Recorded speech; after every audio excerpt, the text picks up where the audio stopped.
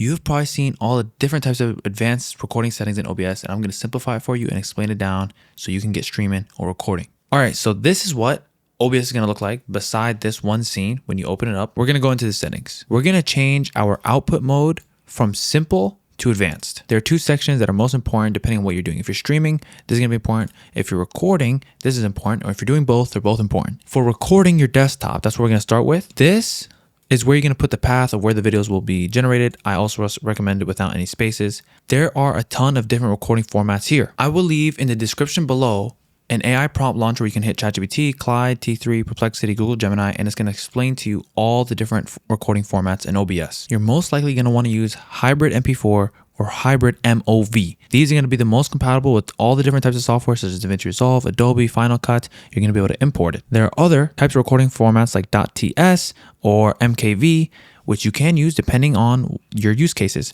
So in the description below, you can have all the formats explained to you by AI. The next section is how do we want to encode this video onto our computer to record it? You have H.264, H.265. If it says NVIDIA, NVENC, that means it's using your GPU to encode that. And if it doesn't say that, so for example here, X.264, this is using the CPU to encode that. You may have one different for AMD. It will say AMD or Radeon or whatever, hardware. You also have software, AV1, slow, and the fast version, SVT AV1. These are most likely not recommended for you to use because it's much harder to process and encode these. So you'll have a lot of benefits from using H.264 or H.265.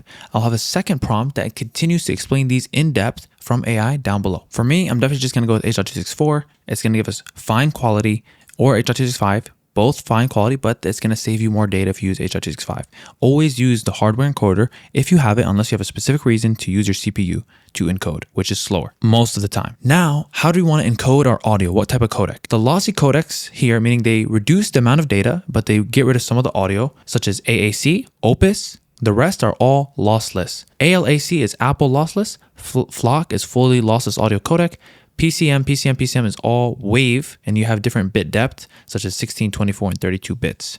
For most use cases, I would recommend just doing ALAC. But if your video editor or whatever it is you're doing is not supporting it, just do PCM 24-bit.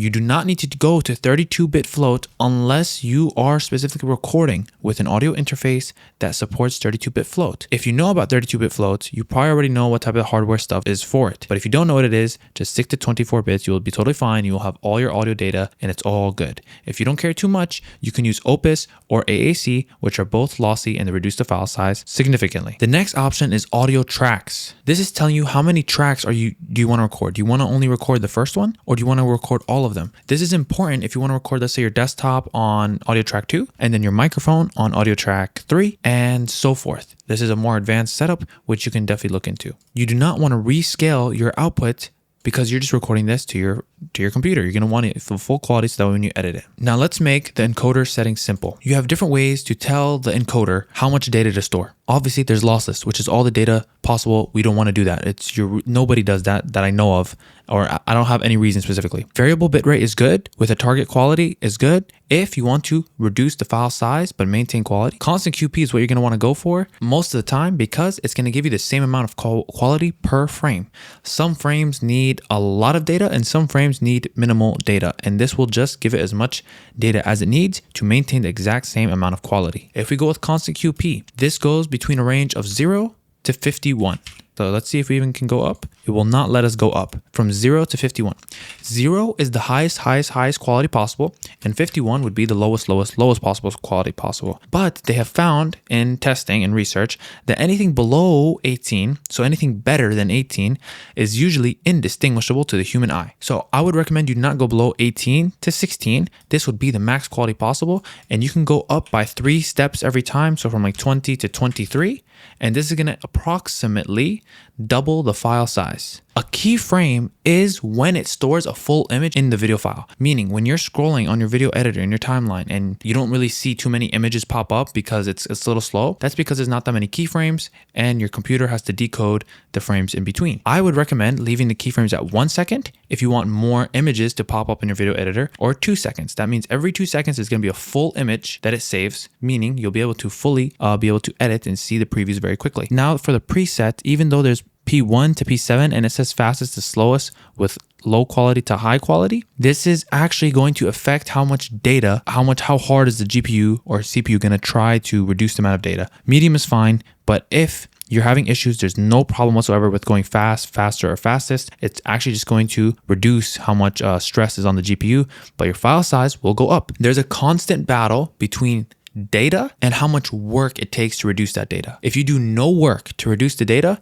you're gonna have the max amount of file size. If you do a lot of work to reduce the data, you're gonna have a lower file size, all while maintaining the same quality. If you're just recording, you're not gaming, you're not doing anything, you could do 2 passes, which is gonna give you a reduction in file size, or just leave it on single pass, which is totally fine. I would not do the full resolution one. It does not have as much advantage versus the quarter resolution. This setting is gonna affect how hard the GPU is gonna work as well in reducing the amount of data. So single pass is fine, and they're all fine, but if your computer is working too hard, just do the single pass. Otherwise, do the 2-pass quarter resolution. Most definitely here, you're definitely gonna wanna do main because the profile is the difference between 8-bit color and 10-bit color. You might as well do main. It's not gonna take up way too much data, and it's going to give you more color depth. You can also just test and compare to see if you even notice the difference between high and main, but that is the difference. Look ahead is available on the NVIDIA encoder and may be available on the AMD encoder as well. I don't totally remember, but it will look ahead just a little bit and give you slightly a reduction in file size while maintaining quality. If you notice your GPU is working too hard, you can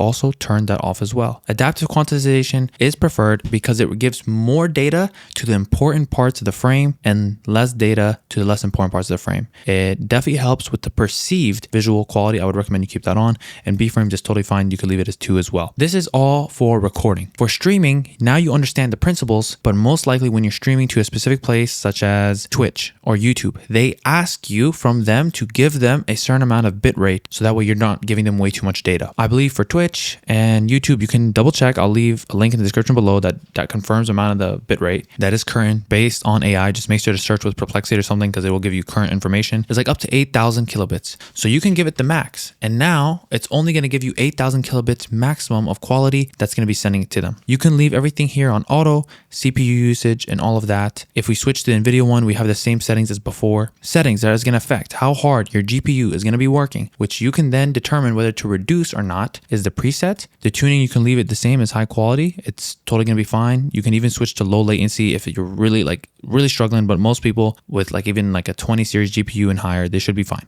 depending on what games you're playing, how many frames you're getting, etc. Multipass, you can reduce that as well, but profile, leave as main, keyframes, leave it on 0, just auto, and bitrate to whatever the bitrate that your target streaming is asking you to do. I hope that clears up the air for the recording settings and makes it easier for you. Now that you have the knowledge, you'll be able to make the decision on what you should be choosing for what you prioritize. Whether you want to prioritize higher quality, big files, or lower quality and smaller files, or very high quality or high quality, small files with a lot of work from the GPU. And that's all there is to it. The links are in the comments below and in the description to continue educating about the different options as well as the encoders and audio codecs. It's going to be a lot easier to explain. It will always be up to date. Thank you for watching. If you made it this far, please put your comments down below if you have any questions or anything that you're still confused about, and make sure to hit like for supporting me and subscribe, and you'll be getting more education and tips coming soon.